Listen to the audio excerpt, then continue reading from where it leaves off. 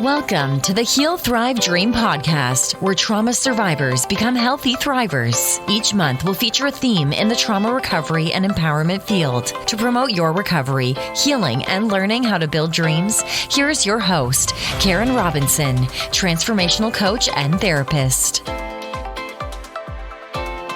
If you have suffered from emotional abuse of any kind, then your story is my story too. My name is Gina Coviello, and I know how it feels to be betrayed by people who are supposed to love you.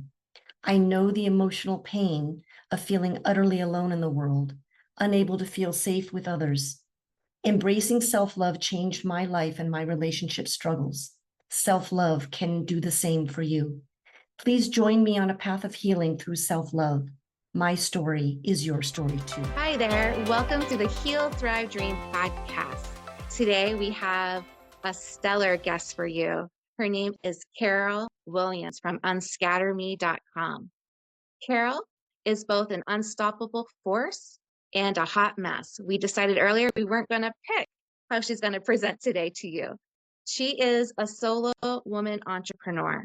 Since 2009, she's conquered career shifts, liberated herself from a toxic marriage, emerged as a leader in coaching. Carol empowers visionary women to unlock their potential. She's known for her holistic approach, playful spirit, and uncanny ability to inspire transformation. I love your bio, and I love my little twist to it. Wow, I want to meet that. I want to meet that woman.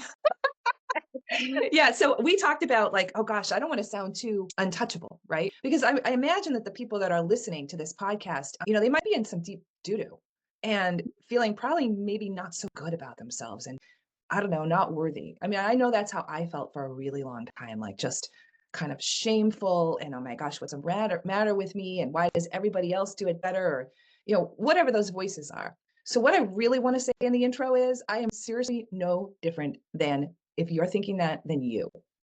It's no different.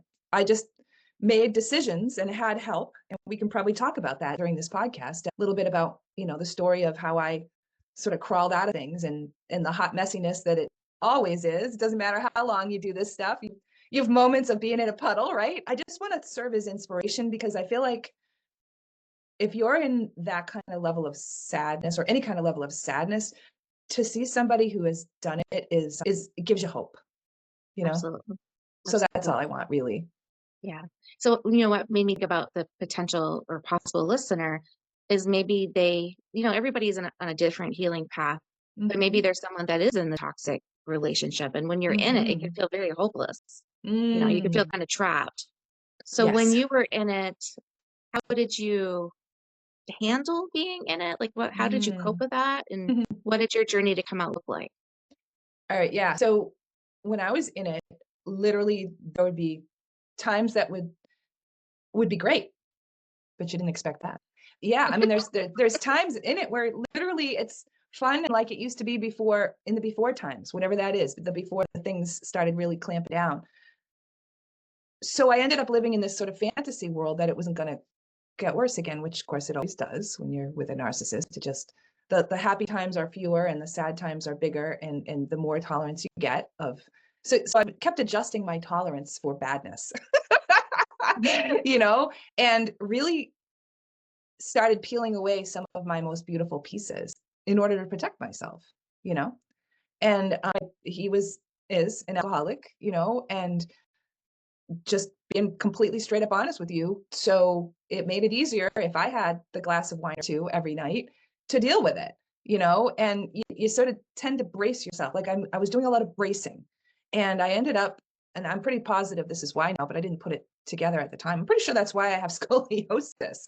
It's because our bodies, they're not disconnected from our situations, right? So yeah, I did a lot of bracing. I did a lot of kind of appeasing, putting up, and then periodically I would blow up and then of course get blamed for it. So this was the cycle, right? But then the question became, you just asked also too, please interrupt me when you'd like to, how did I get out of it? Well, I used to be embarrassed about this, but I'm not anymore. I got out of it, not for me, but for my oldest son. And there came a time, I was going to see a psychotherapist who also had this other business called, I don't know, Wisdom of the Soul or something like that. It's really interesting. It still is, she's got kind of two businesses side by side. And one of them is all about sound healing and soul stuff. And the other one is all about like sort of traditional, with the PhD of the psychotherapy and all that jazz. And only once or twice did I venture onto the soul side. I wasn't in that point really understanding that piece, right? Now I understand quite a bit. So I would go there every week. And I'm sure she got really probably pretty sick and tired of me doing the same complaining and writing her a check and then not, really changing anything. I'm probably pretty sure she was. At the time, I didn't, So I remember one time there was a moment where she just looked at me and she said, okay, Carol, got to be real with you here. If you don't leave for you, at least temporarily, because I was completely committed to not getting divorced, completely committed. And which was bad actually, but I didn't see it as bad at the time. I saw it as committed, which was a good thing. She said, if you don't leave for you temporarily, leave for your oldest son. Ouch. Because that's what was happening. The abuse was being transferred in a way. It was always there. Just that the volume got turned up to a point of it was bad. So I started making my plan, and I started because I couldn't just put my stuff in the huckleberry bin like like a little rag and walk out the door. I had two kids, and I needed a place to go. Right.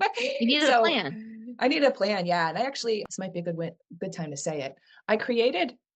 Years later, I created a little guide and actually a little video course called Overcoming Obstacles. And it's my story, and it's a story for anybody encountering obstacles. So if it fits to put that in the show notes, I'd like to offer it. Okay. So because I really wanted to get it out there, but it took a while. Okay. So anyway, so I made my plan, and all right. And so then what happened was months later, and I'm making the plan and I'm figuring stuff out because I got money, I got shelter, I've got support. Like there's a lot to deal with here. And, my kids were like 4 and 10. So, there was daycare, there was all sorts, right? So I remember I was camping one time and my oldest son, by mistake, locked the keys in the truck. And I remember this very, very distinctly. And I'm sitting there with my younger son over on the beach campsite, locked the keys in the truck. And my former husband started screaming at him and swearing at him and throwing shoes at him. And he just came over to me crying and crying and crying. And I hugged him and I said, it's okay. We're going to get out. We're leaving. We're not going to be here very long. And it's true. In like 2 weeks, I had left because I had started creating all the pieces. It just was such a big step, but I felt really good at being able to tell him that I was going to be able to get him out of that. That was like it probably was a defining moment. If you weren't sure before then, like that moment was like, okay, I think I was my kids are that. Yeah. It was confirming I'm doing the right thing. Like, Mhm. it's part of not wanting to get divorced. We have the dream that our children will have mom and dad and this happy family. And sometimes the alternative is actually healthier. 100%. It is. And even then, it's not easy, not at all. And it's not without its bumps and bruises and difficulties and traumas in and of themselves. It's like, how long do you have? But that's the beginning of the story. I would ask you to guide me because I could talk forever. So please. No, and that would be really okay. Yeah. No, I noticed as you were telling your story, it was almost like you were back there again. Does this mean that it's not something you've shared a lot with people? That part of it I never did. Yeah, I never shared that part with the shoes. Yeah. I've shared the part of my psychotherapist. In fact, I'm really excited because you and I are both part of Polka Dot Powerhouse, and I've done some presenting, and I did, some chapters have like 4 meetings, and so when you're a guest, you do the same presentation like 4 times. And I did that for one chapter, and I told that story, and it kind of led into some things in some ways that I could help people get out of difficult situations and be more productive, that kind of stuff. But I did tell that part. If you don't leave for you, leave for your oldest son. I've told that, but I haven't told about the shoes. So yeah, I allowed myself to really get into that shoe part. Yeah. And what was that like for you? Just now? Yeah. It was great. I love telling my story because I feel like the more I tell a story, the more we all tell our stories, the more normalized we don't want abuse or trauma to be normal, but we also don't want it to be shameful and hidden. because as Right. much as it's shameful and hidden, it doesn't go anywhere other than in our bodies and our mind and create disease. So that's And no havoc. good. Yeah. We don't Yeah. want that. Yeah. So if we can say it, then it's less scary. Yeah. It actually reminded me when my ex was screaming because my daughter's hair wasn't, you know, combed appropriately or parted right. And she's a little kid, Yeah. right? Or the time the broccoli wasn't cut up small enough. Oh And my just God. screaming and screaming is like, you know, Yeah. when you're married with a toxic person, Oh it can be God. the littlest thing or something bigger. Like it felt all the Yeah. same. It just, you were always wrong, right? You were always wrong. And Always. yeah, there's always And a and reason it's for screaming. and it's completely unpredictable, but yet we think we can somehow predict it or stop it, and we 100% can't. I Yeah. had a similar incident to the broccoli. It was the chicken. And I'm sure somebody listening can say, "Oh, wow, yeah. I didn't put the frosting on just right," and he freaked out. And what I want to say right now, because you asked me, how did that feel? I really want to reflect on this. And to this day, talk about the hot mess part. To this day, I'm noticing, I just actually realized this a week ago, because I have a new person in my life who's not at all toxic and really kind. But Yay. and we're really working on our relationship. We've been together a little over a year and a half now. We want to be together for the foreseeable future, and we want a lot of peace, love, and happiness.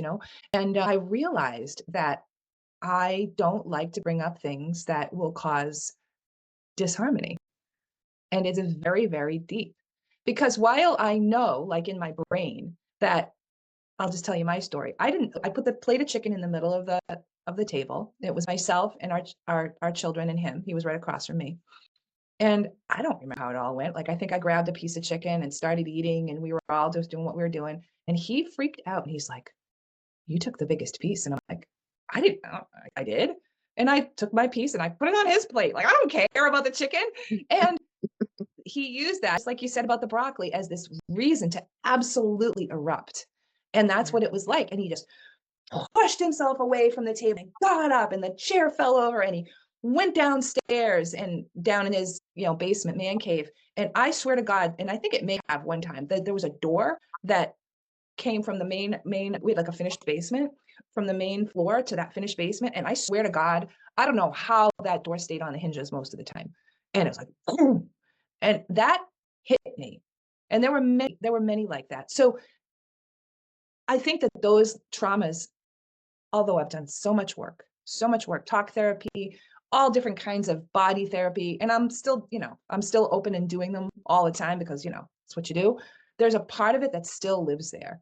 So, yeah. And this is, I left him in 2012 and we got divorced in 2013. And as we're recording this, it's 2024.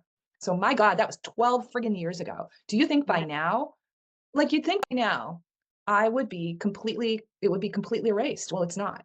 I mean, most of it's erased, but then you just find these sort of little threads, like, That's right. and I didn't even know. That was why I don't want to bring up things that will cause disharmony, arguments, differences of opinion in any way, shape, or form that I'm going to feel fear. Yep. And that's real. Yeah. And what are your thoughts on what's going to make that better for you and your relationship?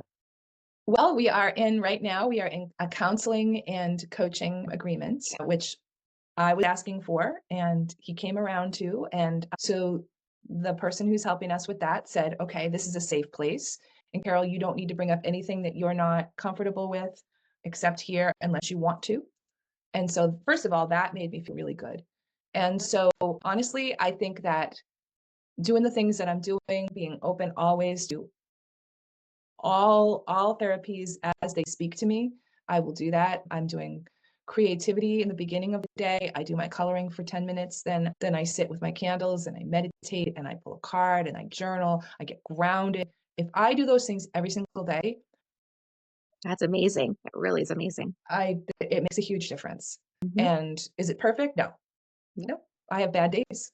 I had a terrible day on the eclipse day, but I'm open to all things in the time that they're meant to happen. And I don't push away with, "Oh, well, I don't need that."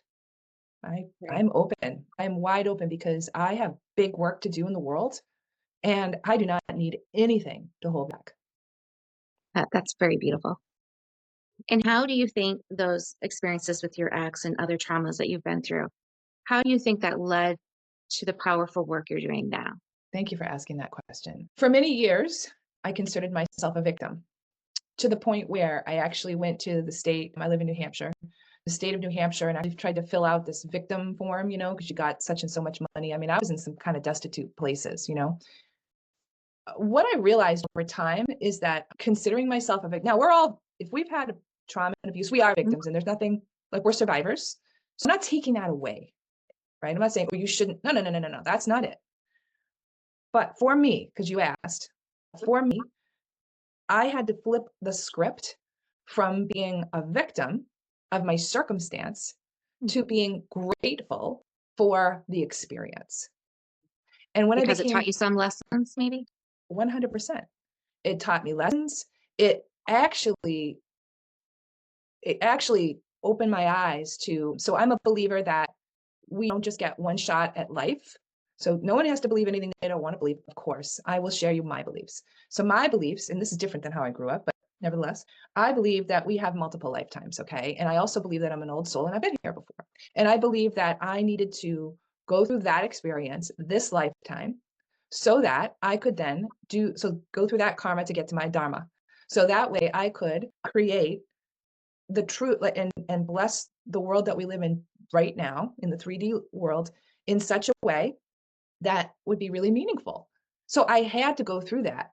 And my children had to go through what they went through, because there are lessons to learn. And when I realized that it was a gift, not a punishment, nobody wants anybody to go through trauma. I am not wishing trauma on anybody. I am not saying it's good in and of itself.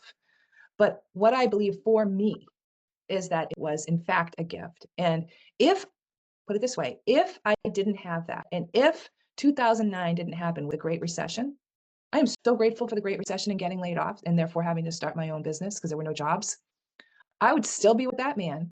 I can almost guarantee you that I would be very sick. I can almost guarantee you that my older son, who's 22, would either be dead or imprisoned or something, because he was really, really badly influenced by it, even though I took him out when I could.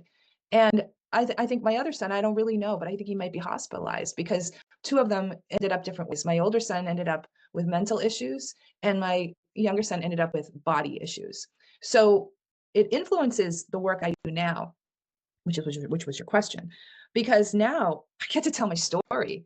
Now I get to say, hey, there's a way out.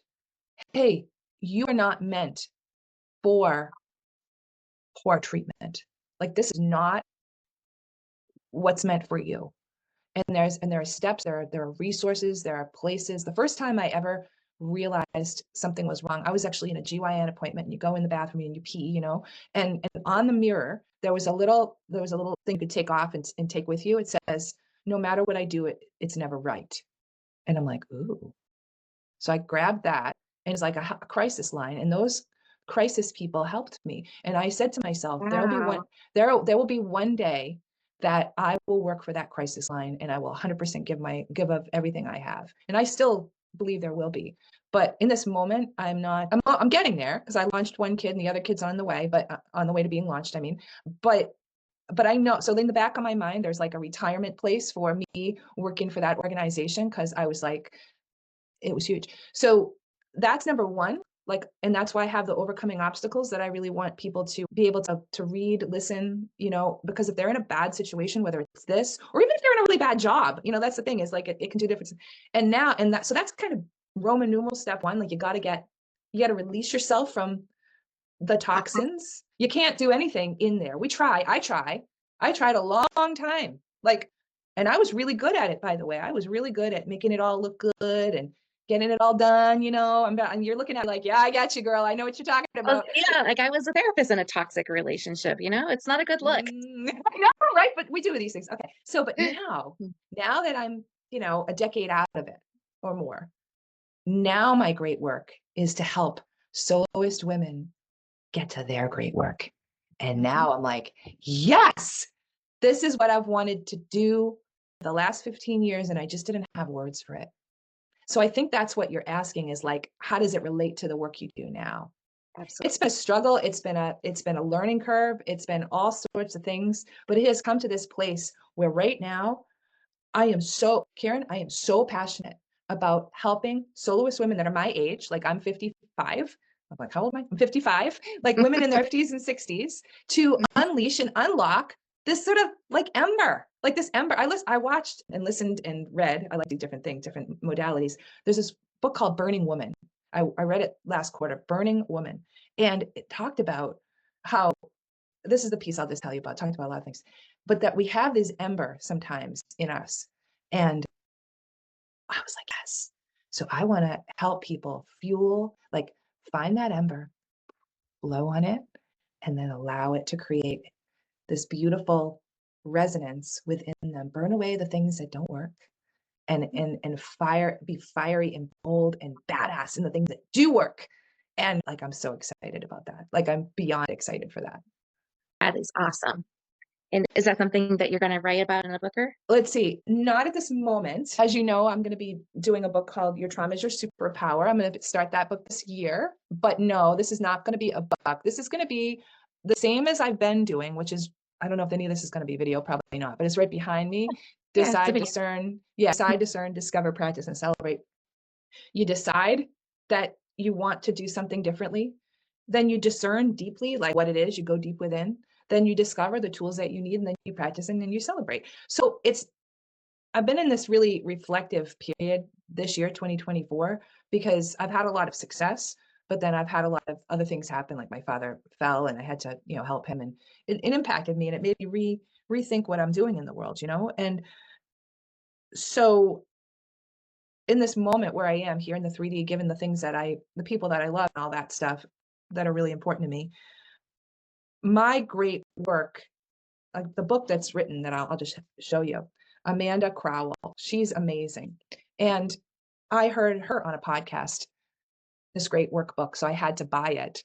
And when I consumed this book in like a day, okay, this book was like written for me. This book was like, okay, that's me. And that's everything that I want to do. And between this book and this other book called Rest, I deliberately rested. And so my work is the same, but the difference is that I'm really getting super duper clear of exactly the right person. So exactly the right person is a soloist woman in her 50s and 60s that wants to do something different, is frigging exhausted. Most likely she's been through trauma because she's probably all over the place, and it could be trauma with a big T or trauma with a small T. It doesn't have to be this big giant thing for trauma to be true, right? Trauma with a little t is still trauma, right? So, and it creates this confusion, and it creates this scattering. So it can look like I'm too busy, and it can look like I'm helping everybody else all the time. I can't possibly, when's it going to be my turn? Oh, someday when I'm dead, right? No, actually the someday is right now if you choose it to be. And that's my work, is to help people fan that flame that lives within them that they've almost forgotten. But when you look really closely, it's a little bit still red. Yeah.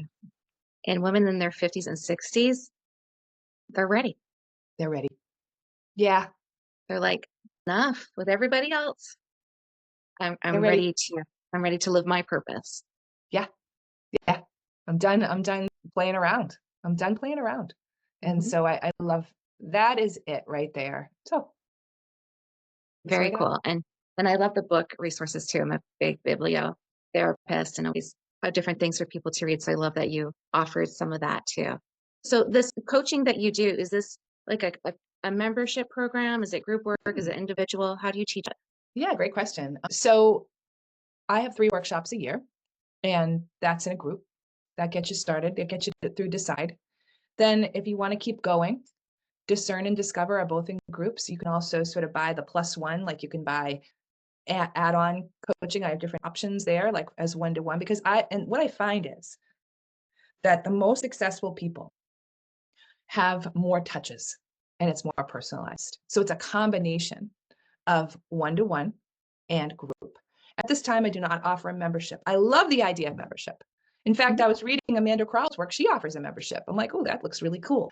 I am not in that place because I'm actually going the opposite way. What I want to do is not help everybody for $50 a month, which is lovely. It's just not what I want to do. There's a lot of people who do that.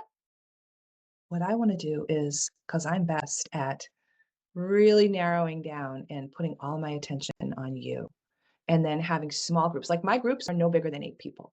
I cap it at 8 people. And when you cap it at 8 people, it's an intimate living room situation. And so people, even if they're not particularly vocal in that one group, they learn so much from other people. And I have my way of getting everybody to feel totally safe. And I've been told that multiple times, even on video, like, wow, you have this way of, I can show you videos. And it's amazing. I don't even know these people, but yet I felt so connected. Anyway, so that's great. Yeah, that's the answer. That's the answer. It's a combination of those things, but in this moment, I don't have a membership. Mhm. Yeah. Yeah, I think I was thinking more about group approach anyway when I brought that up. Yeah. Yeah. Well, Carol, this has been wonderful. You are such a light in the world, for the women that you work with. Is there any other piece of wisdom you want to leave the audience with today? You maybe envision a woman that's listening who's really struggling. It could be a toxic work environment. It could be a partner where they're really struggling. It could be maybe a child issue or a major medical illness, or maybe there's a lot of depression going on. Do you have words of wisdom for someone kind of hurting right now? Yeah. Thank you. I closed my eyes so I could feel into what the right answer was. And I think the right answer is, especially when you don't feel like you have the time, create the first 15 minutes for you. If you can't do 15, do 10. If you can't do 10, do 5.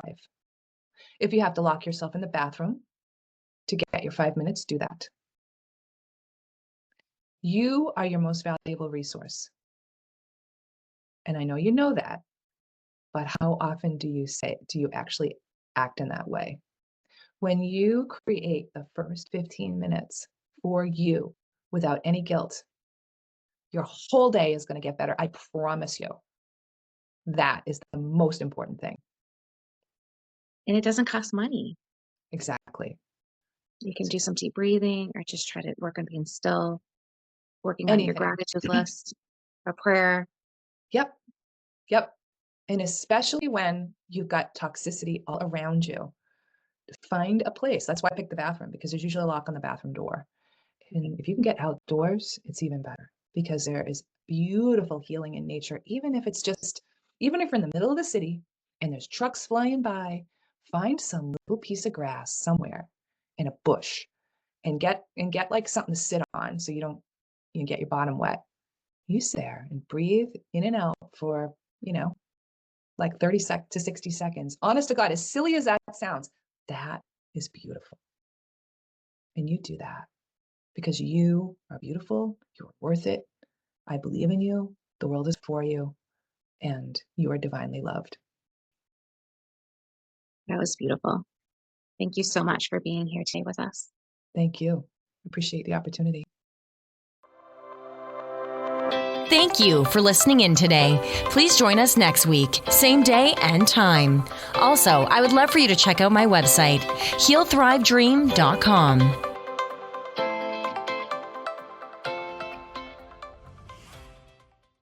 If you have suffered from emotional abuse of any kind, then your story is my story too. My name is Gina Coviello, and I know how it feels to be betrayed by people who are supposed to love you. I know the emotional pain of feeling utterly alone in the world, unable to feel safe with others. Embracing self-love changed my life and my relationship struggles. Self-love can do the same for you. Please join me on a path of healing through self-love. My story is your story too.